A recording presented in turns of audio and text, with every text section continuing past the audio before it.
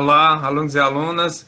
Vamos para mais uma videoaula, onde vamos falar aqui sobre a Primeira República no Brasil.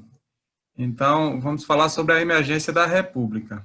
Antes da independência do Brasil, muitos grupos sociais já defendiam a implantação de uma república. Então, a república, que significa coisa pública, que é um regime onde as pessoas têm o direito de escolher os seus representantes políticos, ela não aconteceu, ela não é uma ideia que aconteceu só lá em 1889, ou próximo a 1889. Eram ideias que já vinham acontecendo em outros movimentos anteriores, como a Inconfidência Mineira, né, como a Confederação do Equador. Então, eram movimentos que já haviam acontecendo. Em alguns outros momentos, em revoltas populares que aconteceram no Brasil colônia, esses movimentos, eles proclamavam a república. E aí a gente se pergunta, por que essa república desses movimentos não vingou, não foi aceita, ou foi dizimada pelas forças, pelas forças reais, né, que governavam a colônia, né? É uma coisa interessante da gente refletir nesse início. Mas foi a partir do final do século XIX que este movimento ganhou força. E em 1870, portanto, aí final do século XIX, ocorre a publicação do Manifesto Republicano, justamente um documento de lideranças políticas e de intelectuais, né, que eles eram líderes aí do movimento republicano, onde eles criticavam a centralização da monarquia, do poder monárquico, e queriam a instalação da república. Mas existiam divergências também entre esses grupos de republicanos. Alguns grupos queriam que a república ela fosse proclamada sem muitas mudanças sociais, sem muita participação popular.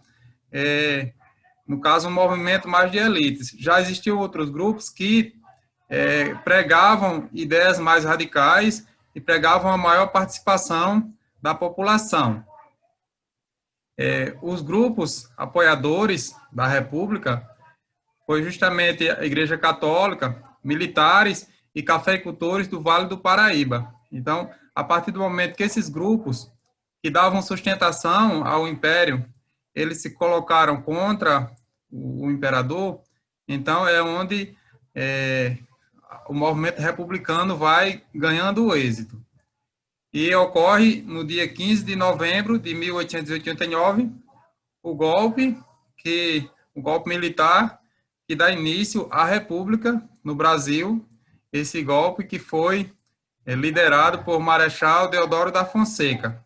Então, a instalação da República no Brasil, ela veio através de um golpe de um grupo de militares, mas não teve um apoio amplo da sociedade. Então, não foi um movimento, vamos dizer assim, de caráter popular, com ampla participação da população. Porém, ele é um marco para a gente, que é o início justamente da República, do regime democrático aqui no nosso país. E para a gente entender o significado disso, não é? A gente tem essas duas imagens aqui, onde representa Dom Pedro II, o imperador, na época em que o Brasil era império, até 1889, onde nesse período não se votava, por exemplo, para escolher o governante maior, que era o imperador. Isso se passava de pai para filho, porque era uma monarquia. E já atualmente, aqui a gente vê a foto do presidente atual, que é Jair Bolsonaro, que ele foi eleito em 2018, justamente através do voto da população, voto popular. Foi só a partir da implantação da República que foi possível as pessoas poderem votar para escolher os seus representantes políticos, principalmente o representante maior, que era, no caso agora, o presidente. E também, este ano, né, recentemente, a gente teve as eleições municipais para eleger prefeitos e vereadores. Isso também só foi possível a partir da proclamação da República. Vamos falar sobre os primeiros governos republicanos.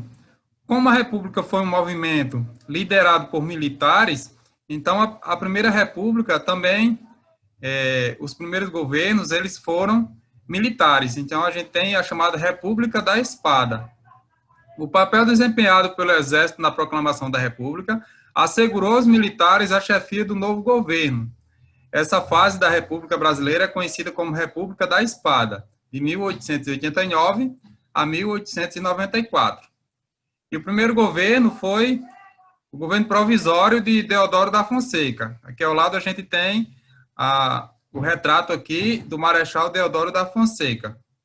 E neste governo foi instalado o Congresso Nacional Constituinte para elaborar a primeira Constituição da República.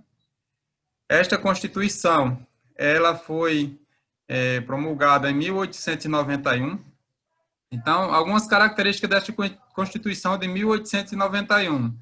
Ela tornava o Brasil uma república federativa, onde se dava certa autonomia aos estados, aos entes federados, eles tinham alguma autonomia. Essa república, ela tinha 3 poderes, passava a existir 3 poderes: o poder executivo, o poder legislativo e o poder judiciário. O poder executivo e o poder legislativo já existiam no Império, mas aí é criado agora o poder judiciário também, com a criação do Supremo Tribunal Federal. Então, existem 3 poderes na República. Foi extinto o poder moderador, que era um poder que existia no Império. Também na Constituição de 1891, em relação à questão do voto, né?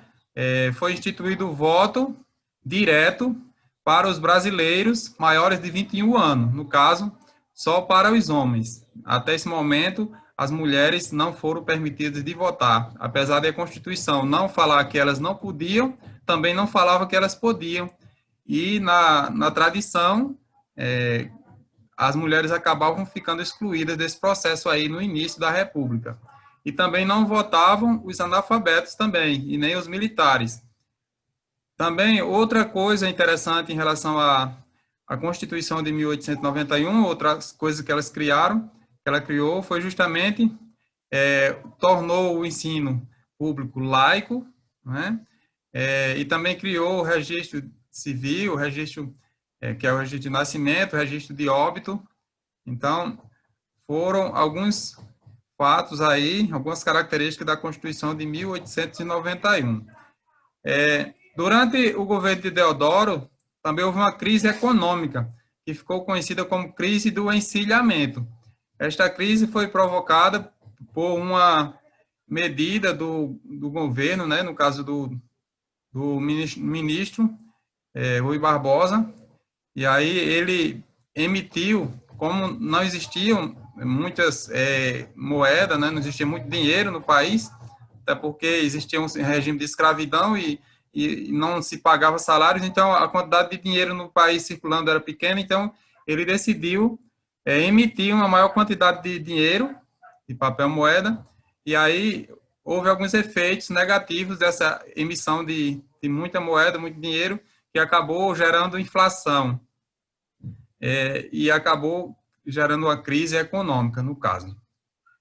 Também, neste período, a crise política, onde Deodoro estava em atrito com os cafeicultores paulistas, onde esses cafeicultores, eles criticavam o perfil centralizador do Marechal Deodoro, ou seja, que ele tomava as decisões sozinho, no caso, sem consultar os cafeicultores, sem consultar as oligarquias regionais. Este era, na verdade, o grande impasse, né, a grande reclamação dessas elites, quando eles queriam o fim do império, onde criticavam a centralização da monarquia. E aí foi proclamada a República e continuou um processo de centralização. Aí alguns cafeicultores, eles continuaram resistindo a isso, e essa crise política acabou levando o Marechal Deodoro a renunciar. E com a renúncia dele, assumiu o vice Floriano Peixoto. Agora vamos falar sobre uma outra fase, que é chamada de República Oligárquica. Foi nessa fase que houve uma certa estabilização do regime, republicano. Isso, a República foi proclamada em 1889, então ainda não existia, assim, como é que eu posso dizer, as pessoas ainda não tinham entendido como que eles iam realmente se relacionar, os poderes da República, eles ainda não estavam acostumados com esse novo regime, e aí aqueles primeiros governos foram muito tensos, e a estabilização do regime vai vir justamente com a República Oligárquica. A estabilização do regime republicano foi constituída no governo de Campos Salles, no qual consolidaram-se os mecanismos de poder que constituíram as bases da República Oligárquica, a criação da política dos governadores e o fortalecimento do coronelismo. Então, para a gente entender de que maneira essa política iria dar certo, então foram a partir de acordos que hoje a gente poderia entender como o toma lá, dá cá. Então, era preciso existir acordos entre o governo federal e entre os governadores para que esse sistema viesse ter uma estabilização. Então, foi nesse sentido que se criou a política dos governadores, onde os governadores dos estados, eles apoiavam políticos favoráveis ao presidente da República, em troca de o presidente da República oferecer alguns favores e também não intervir na política local. E também, no nível estadual, existia o coronelismo, que era uma espécie de acordo também, o toma lá da cá, entre o governo do estado e os coronéis locais. Então, esses coronéis, de fato, eram eles quem influenciavam o voto das pessoas no nível local. Então, o voto de Cabresto, como ficou conhecido, era esse voto onde o coronel ele influenciava o voto através de oferecendo favores às pessoas, como cestas básicas, remédios, e também, em alguns casos, usando também da violência, também pressionando pelo fato de aquele trabalhador, né, viver na sua terra e trabalhar na sua terra, então pressionava para que votasse na pessoa que o coronel queria. Então, esse tipo de voto ficou conhecido como voto de cabresto, que é como se a pessoa estivesse levando a pessoa amarrado no cabresto para votar em quem ele queria. Então, tem essa charge aqui, as próximas eleições de Cabresto, onde mostra o político, o coronel, levando o eleitor que está sendo representado por um burro até, né, o local de votação, mostrando aqui a soberania, né, a república, e para poder votar. Uma outra coisa importante também desse período é o que ficou chamado de política do café com leite, que foi uma certa tendência aos presidentes da República serem originários de São Paulo ou de Minas Gerais, onde São Paulo era o maior produtor de café e Minas Gerais era o maior produtor de leite. Então, por isso, política do café com leite. Apesar de existirem outros estados que também tinham uma certa importância neste cenário, mas, de fato, houve uma certa preponderância desses presidentes serem originários desses estados, Minas Gerais e São Paulo, porém isso não era absoluto. E aí houve também a proteção ao café nesse governo, né? A partir dessa República Oligárquica, o café que era o principal bem de produto de exportação, que o Brasil dependia bastante desta produção, e os preços estavam caindo justamente devido ao aumento muito grande da produção, e aí teve que o governo fazer alguns empréstimos para comprar esta produção, os acordos aí para comprar a produção dos cafeicultores, justamente para evitar a queda do preço. Então, foi uma das políticas de proteção do café. E este período da Primeira República também foi um período em que houve conflitos. Então, vamos falar de alguns conflitos que aconteceram no campo.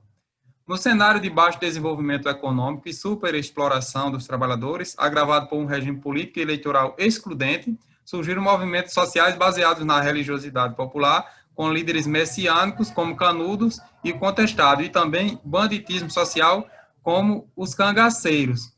Então, o Brasil, mesmo com a proclamação da República, mas a realidade brasileira não ia mudar de uma hora para outra só porque proclamou a República. O Brasil ainda continuava sendo um país essencialmente agrário, exportador, com uma economia baseada no latifúndio, ou seja, a grande propriedade rural, onde as pessoas, a maioria das pessoas não tinham acesso suficiente à terra e viviam sendo explorados por esses grandes fazendeiros, e onde o sistema eleitoral ele era excludente, porque a maioria da população não tinha o direito de votar, isso porque analfabetos não votavam, e a grande maioria da população brasileira era analfabeta. Então, existiram alguns movimentos, surgiram alguns líderes sociais baseados na religiosidade, que ficaram conhecidos como líderes messiânicos, eles porque era como se eles fossem representantes de Deus aqui na Terra, como Messias, no caso, Jesus, né? Uma dessas guerras foi a Guerra de Canudos. O líder desta guerra foi Antônio Vicente Mendes Maciel, que ficou conhecido como Antônio Conselheiro. O local foi no interior da Bahia, então tem esse mapa aqui, que mostra aqui a região de Canudos aqui. A gente percebe que é um movimento relativamente próximo ao nosso estado aqui, Rio Grande do Norte. Ele ocorre aqui na região Nordeste, né? Bem no centro, no coração do Nordeste, aqui na Bahia. A data, 1896 a 1897, lá nos primeiros governos da República. E a motivação, vamos pensar o que é que motivou esse movimento. Existia, né, uma grande quantidade de pessoas que não tinham boas condições de vida, pobres, desesperados, né, que não tinham uma esperança de ter alguma coisa na vida, que vivia sendo explorado nessas fazendas ou simplesmente perambulando, eram mendicantes que vinham perambulando e não tinham um destino. E Antônio Conselheiro, ele começava a pregar para essas pessoas e pregar uma vida melhor, começava a liderar essas pessoas e organizava essas pessoas em comunidades. Através desse trabalho comunitário, eles faziam obras como reformar cemitérios, igrejas, casas também. Então, eles começaram a construir coisas. E daí eles passaram depois a ocupar uma determinada região e montaram essa comunidade que ficou conhecida como Canudos. E essa comunidade foi trabalhando nesse processo de trabalho comunitário e passou a ter uma certa independência. Isso é independência em relação à política local, aos fazendeiros. Então, alguns fazendeiros reclamavam da falta de mão de obra porque as pessoas que estavam precisando de alguma coisa aí iam até Canudos e começavam a justamente morar em Canudos e passavam a viver naquele local. Também a igreja começava a perder fiéis, porque as pessoas começavam a acompanhar o Antônio Conselheiro, e também Canudos começou a se recusar a pagar os impostos que a República cobrava, o governo federal. Então, começou a ser meio que um outro país dentro do nosso país, não é? Era uma outra forma de viver, e essas elites, esses governos, não queriam aceitar essa forma de viver, ou seja, era como se fosse uma ameaça para a República. E justamente o pretexto utilizado era esse, que eles eram monarquistas, redutos monarquistas, ou seja, lá a monarquia que havia sido extinta em 1889, aí eles foram acusados de serem resistentes, pessoas que estavam resistindo à República, e justamente começou esse processo de guerra contra Canudos, onde foi usado uma força descomunal, né, do governo federal para combater a população de Canudos nesta guerra que vitimou muitos, né, camponeses pobres aí neste processo. Outro conflito que também é parecido com a Guerra de Canudos é a Guerra do Contestado. Essa guerra é assim chamada porque ela era numa região que estava sendo contestada por Santa Catarina e pelo Paraná, aqui, justamente nesse estado aqui, a gente está vendo em Santa Catarina. O líder desse movimento foi justamente José Maria de Agostinho, que ficou conhecido como o José Maria. Local aqui, atual Santa Catarina, na divisa aqui com Paraná. A data, 1912 a 1916. E vamos pensar agora na motivação que teria motivado esta revolta. Então, algo parecido com Canudos. Existem duas coisas bem parecidas, ou podemos dizer até três, em relação ao contestado de Canudos. Primeiro, que foi um movimento messiânico também, ou seja, um movimento que existia um líder religioso que se representava como um Messias, que começava a pregar para as pessoas e a profetizar, e essas pessoas acompanhavam esses camponeses pobres, iam acompanhando esses líderes. No caso, o principal líder aqui foi o José Maria. E outra característica comum foi justamente porque foi um movimento motivado pela a disputa entre esses camponeses pobres e as elites locais, os donos de grandes empresas que se estabeleciam na região. Então, é como se fosse o progresso que a República trazia, expulsando essas pessoas de suas terras. A República, na bandeira da República está escrito ordem e progresso, que é um lema de inspiração positivista, ordem e progresso. E aí, este progresso, muitas vezes, vinha representado através de empresas, como aqui é construir essa estrada de ferro aqui, e esta empresa justamente expulsava os trabalhadores que já viviam nessa região há bastante tempo, e esses trabalhadores, eles queriam continuar tendo as suas terras, então estas lutas acabaram desencadeando a revolta do contestado, a guerra do contestado. Então, nesta guerra, o governo, ele, para reprimir esta guerra, usou também um efetivo bastante pesado, inclusive utilizando aviões para bombardear essa região. Então, é um dos outros fatos bastante tristes da história do Brasil, né, desses movimentos, onde essas populações pobres foram, de certa forma, dizimadas também. E, por último, aqui a gente fala sobre o cangaço. O cangaço que é tido como um banditismo social. Existe esse conceito para definir o cangaço. O cangaço desses movimentos, eu acho que é o que está mais na memória nossa aqui, nordestinos, onde o cangaceiro, a figura do cangaceiro é bastante evocada, principalmente nas festas juninas, nas quadrilhas, então uma figura já bastante conhecida da nossa cultura popular. Mas aí a gente vai tentar ver o aspecto histórico do cangaço. Então, existiram vários cangaceiros, líderes de cangaceiros, porém o mais conhecido foi o Virgulino Ferreira da Silva, que ficou conhecido como Lampião. Aqui a gente tem essa imagem do bando de Lampião, Lampião aqui, Maria Bonita, sua esposa, ao centro. Onde ocorreu essa revolta? Foi no sertão nordestino, não foi em um local específico, porque eles andavam de região em região e não tinham um lugar fixo para ficar.